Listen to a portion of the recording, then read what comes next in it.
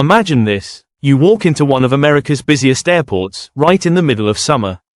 But it's eerily quiet. No lines. No rush. Just empty chairs and delayed flights blinking across the monitors. What if airports aren't crowded anymore because people just aren't flying? From Las Vegas to Miami, tourism is drying up. International visitors are choosing other destinations. Locals are sticking close to home. And these massive terminals, built to handle millions, now echo with silence. So what's going on? Here are 10 reasons why US airports are growing quieter, and why this trend might not reverse anytime soon. Number 10. Airfare prices are driving travelers away. When did flying become a luxury only a few can afford?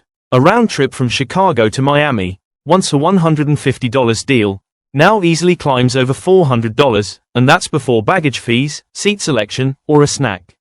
Families are doing the math. For 4 people, flying anywhere now means shelling out over $1,000 before the vacation even begins. And that's just for transportation. Add lodging, food, and local transit, and the cost becomes overwhelming. Even short domestic flights have become too expensive to justify that spontaneous weekend getaway. It now requires budgeting, planning, and sometimes stress. Airlines blame fuel, staffing shortages, and inflation. But for travelers, the outcome is simple. Flying used to be part of summer. Now, it's something many are forced to skip. People are choosing road trips, staycations, or simply staying put. And every no-show adds up. Millions of skipped trips mean millions of empty seats, and that's exactly what's happening. Number 9. Flying has become a miserable experience. Even for those who can still afford it, the journey often feels like a battle. Airport lines crawl, TSA checkpoints drag, and delays have become the norm. You wait 2 hours, only to hear your gate's been changed, then delayed again. Once on board, space is tight, the air smells stale, and someone's seat is already in your lap. And that's before your bag gets lost, your rental car takes hours, or your hotel says your room isn't ready yet. People are exhausted, not just from travel, but from what travel has become. There's a growing sense of burnout. Horror stories are everywhere, from overnight airport sleepovers to cancelled flights without warning. Trust in airlines is wearing thin, and the mental toll is pushing people to stay home. When travel becomes this stressful, fewer people choose it, and airports feel it. Number 8. International tourists are turning their backs on the US. For decades, visiting America was a dream. A bucket list journey, from Times Square to the Grand Canyon, from the lights of Las Vegas to the beaches of California. Global travelers saved for years to make it happen. But in 2025, something has shifted. That dream is fading. It doesn't start with a hotel or a flight. It starts with a question: can I even get in? Because for millions around the world, the first barrier to visiting the US isn't cost. It's access. And right now, access is nearly impossible. In countries like India, Brazil, South Africa, and even Colombia, wait times for a US tourist visa interview have crossed 500 days. That's a year and a half, just to get a shot at an appointment. Not approval, just the interview. By the time their name is called, the moment has passed. The trip has been cancelled. The money has been spent elsewhere. And this isn't rare. It's become normal. Tourists who were once eager to explore the US are now choosing other destinations. Not because they don't want to visit, but because the system has made it too difficult to try. And even if they somehow secure a visa, new obstacles await. Rules change frequently. Some travelers arrive unsure about entry requirements, unsure about what paperwork they need, or what questions they'll face at the border. Long waits at immigration, intimidating questioning, or the possibility of being sent back. It all adds uncertainty to what should be a joyful experience. But there's another layer: perception. Because even if the process worked smoothly, many travelers are now asking a different kind of question: is it safe? Because in 2025, the image of America that reaches the world is no longer the Statue of Liberty or Disneyland. It's mass shootings, airport protests, political violence, stories of school lockdowns, street clashes, and viral videos of tourists caught in chaos make headlines globally. It doesn't matter that most American cities are peaceful. When perception becomes fear, the damage is already done. So people are changing their plans. That German couple that once dreamed of Route 66. They're booking Kyoto instead. A family from Argentina, who planned to visit Florida's theme parks, now headed to Portugal. Even Canadians, long-time winter travelers to states like Arizona or Florida, are spending their holidays in Mexico, Spain, or even Costa Rica. And every one of those decisions carries a cost, not just for airlines or hotels, but for the entire American tourism economy. Each missed flight means a hotel room left unbooked, a rental car left idle, a shopping district that doesn't see foot traffic, a restaurant with an empty table, and an airport with one less arrival. International tourists don't just bring dollars, they bring energy, visibility, and momentum. Their absence echoes louder than any one empty seat. The numbers prove it. International arrivals are down in key gateway cities. Spending is falling, and while tourism boards spend millions promoting America abroad, they're fighting an uphill battle against long delays, hard borders, and a shaken reputation. The truth is simple. America didn't stop being worth visiting. It just stopped being accessible. And in a world where travelers now have more choices than ever, cheaper, friendlier, safer feeling choices, they're voting with their passports. So while US airports are open, the jet bridges are ready, and the welcome signs are lit, the global traveler is going elsewhere. And until something changes, until access is restored, perceptions are repaired, and the visitor experience is rebuilt, America may keep falling lower and lower on the world's travel wishlist. Number 7. Inflation is crushing travel budgets. In today's economy, planning a trip feels less like a treat, and more like a financial puzzle. The cost of living has exploded. Groceries, rent, gas, electricity, nearly everything is more expensive than it was just a year or two ago. And while people are still dreaming of vacations, inflation is forcing them to make hard choices. A hotel that once cost $120 now charges $180 or more per night. A $15 lunch at a tourist stop can now hit $30.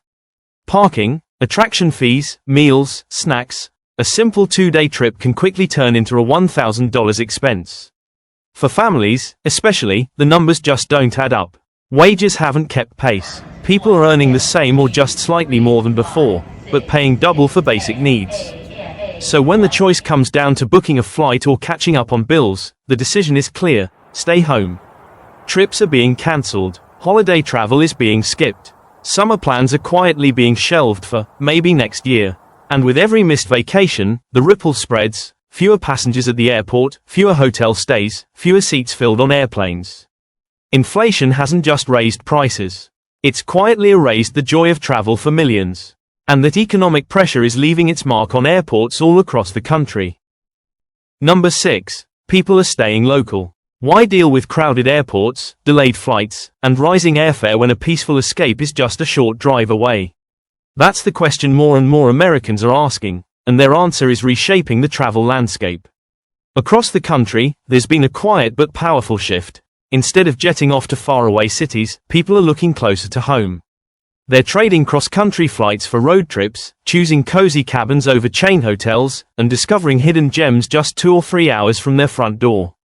It's not hard to see why. Local travel offers something that flying doesn't: control. There's no TSA line to worry about. No delays, no cancellations, no baggage fees. Just gas up the car, throw a bag in the trunk, and go. Whether it's a quiet weekend at a mountain lodge, a drive to the coast, or an afternoon in a nearby historic town, these microtrips are booming. State parks are full. Small towns are seeing record visitors.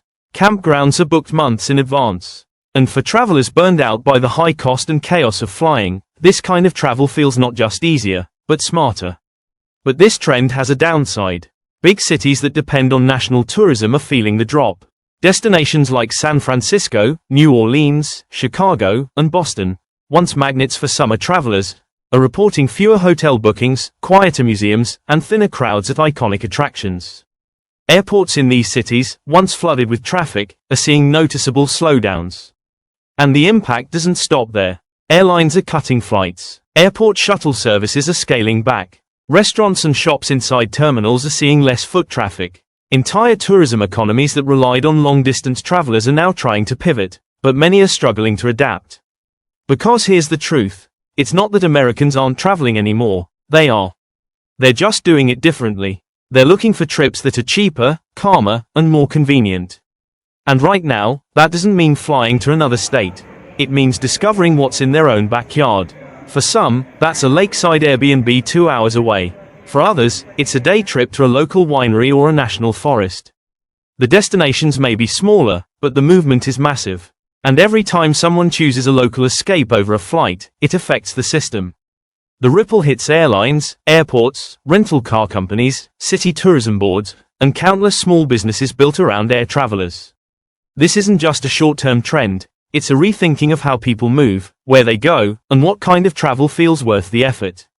And while regional towns and outdoor spaces are booming, the nation's biggest airports, built to handle millions, are finding themselves half full. Local tourism is thriving, but for the national air travel system, it's another reason the terminals are falling quiet. Number 5. Remote work changed travel forever. In 2020, millions of people stopped commuting.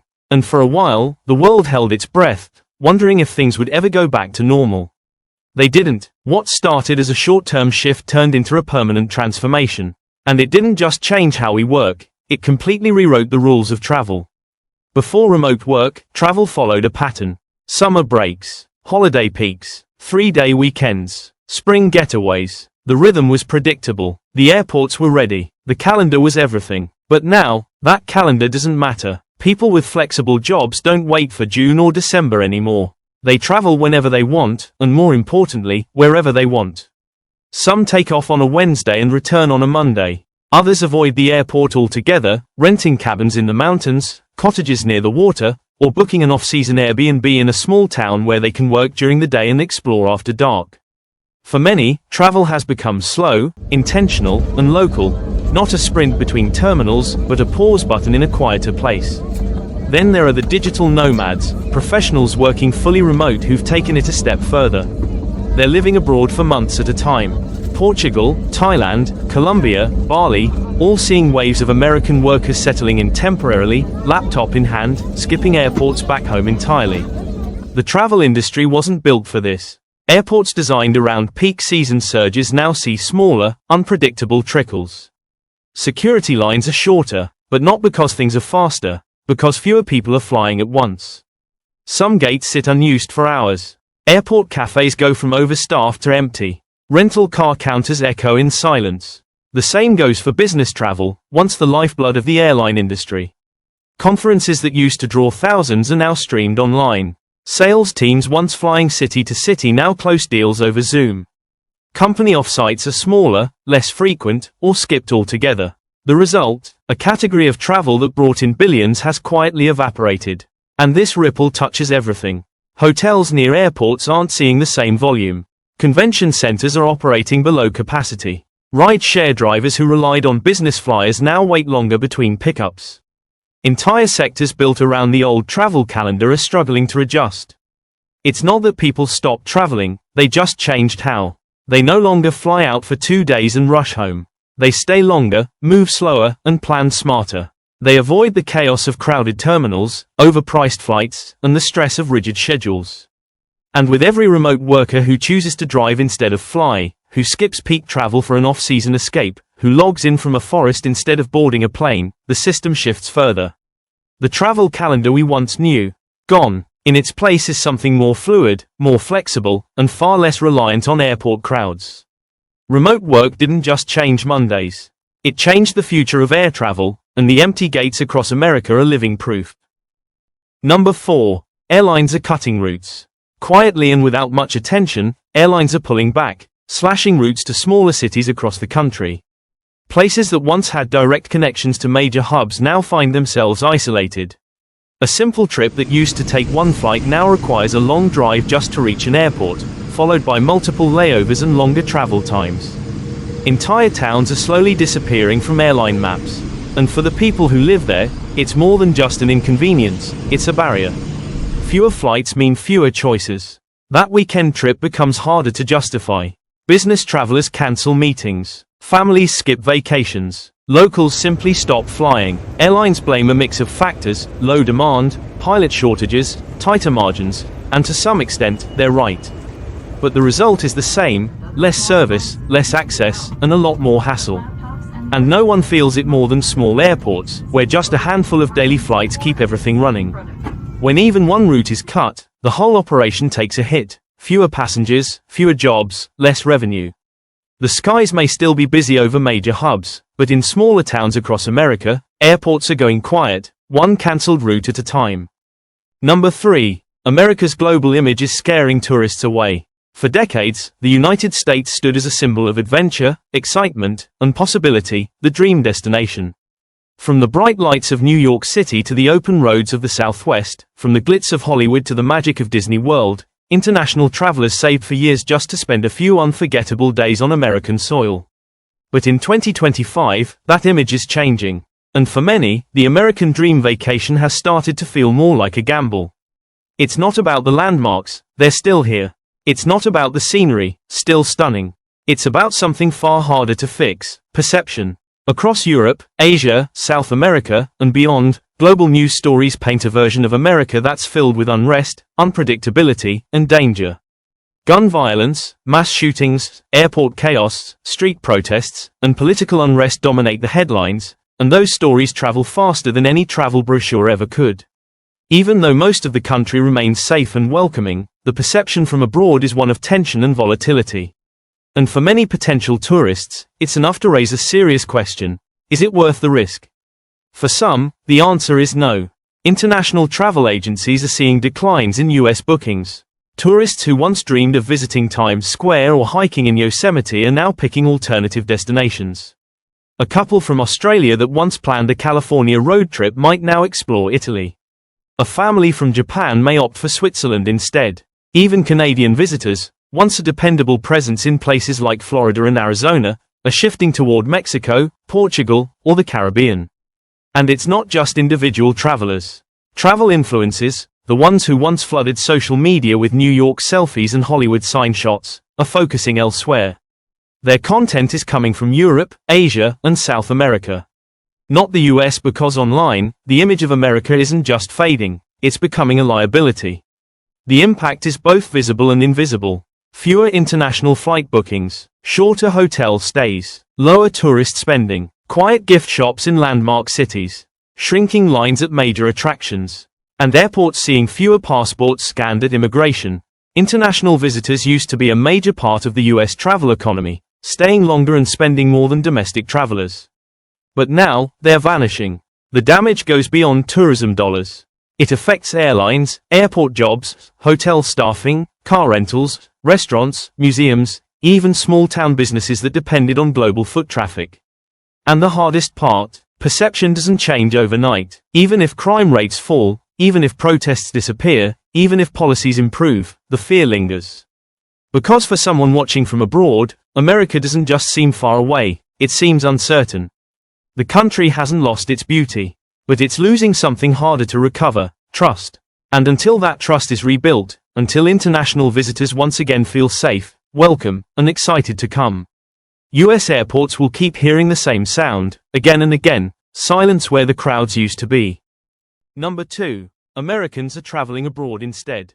It's not that Americans aren't flying. They just aren't flying within the US for the same price as a coast-to-coast flight. They can go to Europe or Asia, and once they arrive, their money goes further. Lisbon, Bali, Medellin, destinations that were once in a lifetime now feel normal.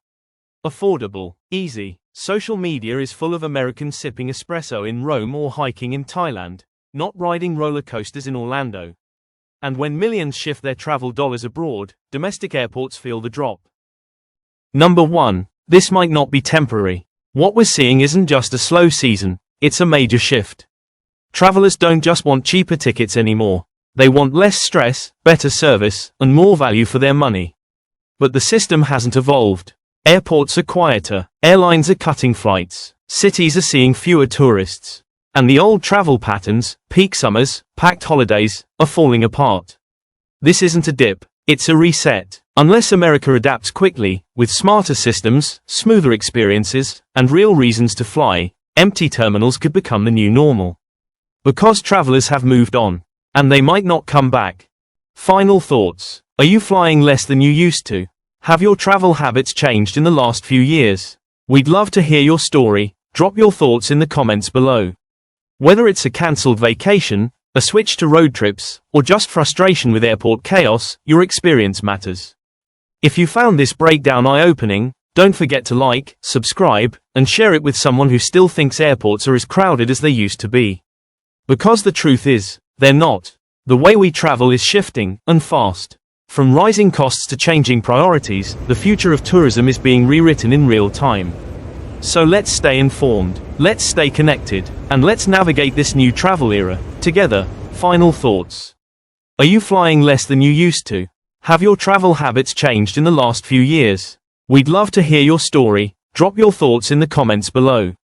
Whether it's a cancelled vacation, a switch to road trips, or just frustration with airport chaos, your experience matters. If you found this breakdown eye-opening, don't forget to like, subscribe, and share it with someone who still thinks airports are as crowded as they used to be. Because the truth is, they're not. The way we travel is shifting, and fast. From rising costs to changing priorities, the future of tourism is being rewritten in real time. So let's stay informed, let's stay connected, and let's navigate this new travel era together.